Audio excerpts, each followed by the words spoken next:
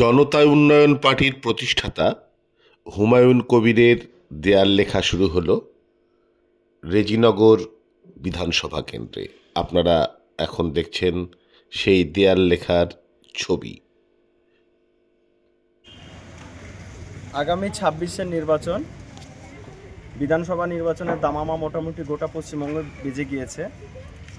সেদিক থেকে আমরা যে কোথাও পিছিয়ে নেই, হুমায়ুন কবিরের জনতা উন্নয়ন পার্টি যে গোটা পশ্চিমবঙ্গে কোথাও পিছিয়ে নেই।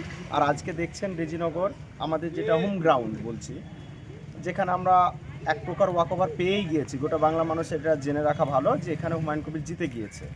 সেই জায়গায় দাঁড়িয়ে আমরা আমাদের ছেলেদেরকে নিয়ে যে সেই ওয়ালিংটা শুরু করেছি।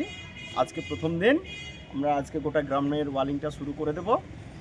আগামী দিন গোটা মুর্শিদাবাদে আপনারা দেখবেন যে ভোটের রেজাল্ট যখন বেরোবে তখন দেখবেন যে জনতা উন্নয়ন পার্টি পশ্চিমবঙ্গের মধ্যে সবথেকে বেশি আসন এবং সবথেকে বেশি প্রভাব মুর্শিদাবাদের বুকে যেটা হওয়ার সম্ভাবনা ছিল এবং সেটাই করে দেখাবে।